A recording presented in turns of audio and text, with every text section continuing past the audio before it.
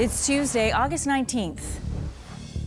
Breaking news, the union representing striking Air Canada flight attendants says the strike is over and they'll soon bring a tentative agreement to their members. More on this developing story just ahead.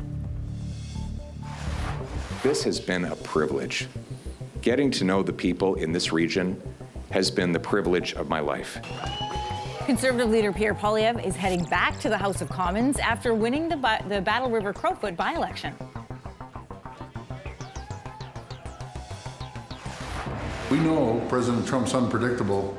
We have to find out what we need to do to make sure that we create the environment and conditions for companies from around the world. Prime Minister Mark Carney and Ontario Premier Doug Ford both feeling positive after meeting in Ottawa Monday. They say their focus was on making Canada more competitive globally.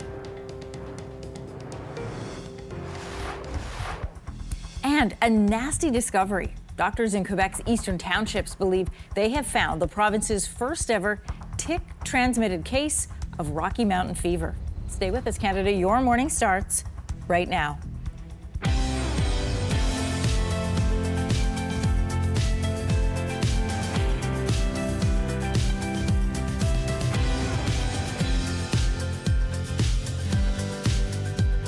Good morning, Canada. Welcome to Your Morning. I'm Anne-Marie Mediwake. Good morning. Happy Tuesday. Lindsay is off, and thus you got me. I'm Teddy Wilson. Hey. Great to have you, Teddy. Thanks. I'm Kelsey McEwen. Hope your Tuesday's off to a good start. Yes, indeed. And as Anne-Marie just said off the top of the show, we're going to lead with some breaking news this hour. The union representing its flight attendants says it has reached a tentative deal with Air Canada. CUPE posting this announcement to its members this morning, writing, "The strike has ended. We have a tentative agreement we will bring forward to you. We are required to advise our membership that we must fully cooperate with resumptions of operations." Now, this comes after 3 days of job action by flight attendants who had been picketing outside of major airports across Canada. More than 1,700 flights have been canceled since Saturday, impacting about 500,000 customers. No word yet on how long it will take for flights to resume. Air Canada has yet to respond. We'll continue to follow this breaking news throughout the morning. And its official Conservative leader, Pierre Poilievre, is headed back to Parliament. I am grateful that I will have the chance to be their humble servant, to fight every day and in every way for the people in this region who feed, power, and protect all of Canada. Poilievre will represent the central Alberta riding of Battle River-Crawford after winning Monday's by-election. With more than 99% of polls reporting, Elections Canada showed Poilievre as having an 80.4% of the vote. The next closest candidate has just under 10%. In his victory speech, Poilievre also thanked former MP Damien Keurig, who had originally won this riding, but stepped aside so Poilievre could run. Pierre Poilievre lost his Ottawa area seat in April, which he had held for 20 years. Prime Minister Mark Carney and Ontario Premier Doug Ford are giving their meeting in Ottawa Monday rave reviews. Very good meeting with the Premier. We had a great discussion. Nothing happens immediately in that room. Carney and Ford's meeting focused on making Canada more globally competitive. They also talked about the automotive and steel industries, as well as the future of the AI sector. Trade Minister Dominic LeBlanc was in the room for yesterday's meeting, but left without answering questions about the state of negotiations with the United States.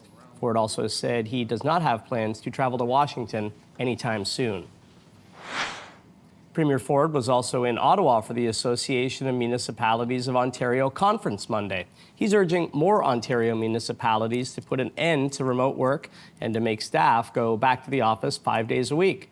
This comes less than a week after Ontario announced all members of the public service would be returning to the office full-time in the new year. Well, this year has been one of the worst for wildfires in this country, and things do not appear to be improving. Wildfires have consumed an area roughly the size of New Brunswick. And to put it in perspective, this is about double the usual average. Government officials are warning of an increased the risk of more wildfire activity with above average seasonal temperatures persisting over the next 3 months in much of the country. Currently, there are more than 700 wildfires burning in Canada, 68 considered out of control. And the national wildfire preparedness level is at 5. And so this means there's firefighters and equipment being used in every province and territory. Our teams spent a good part of the weekend setting up preventative measures. In Nova Scotia, an out-of-control wildfire is burning in West Dalhousie, according to Nova Scotia's Department of Natural Resources. It has grown to more than 3 square kilometers and has forced the evacuation of more than 100 homes. Annapolis County remains under a state of emergency.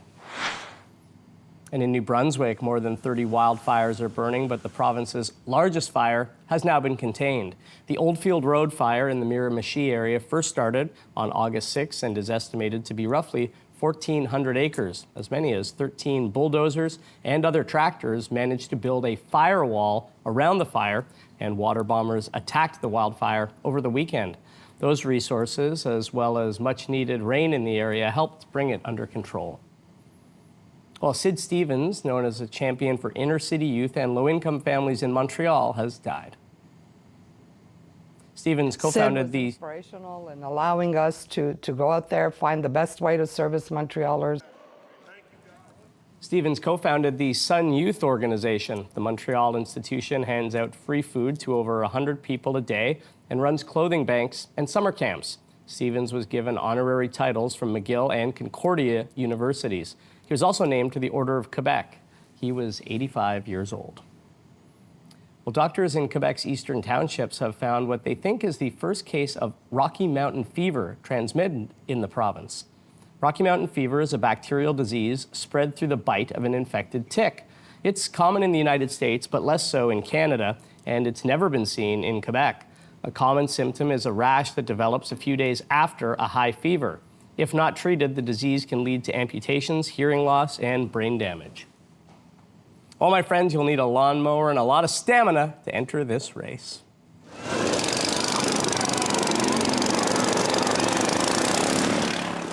Coolest race ever. It's the annual 12-hour lawnmower race in the United Kingdom. That's right, these drivers have 12 hours of race time.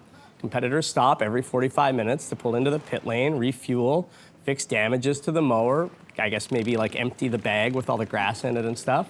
It runs through the night, and whoever makes the most laps around the track wins, but most drivers say just making it to the end is a victory. And as I might say, no need to mow down the competition.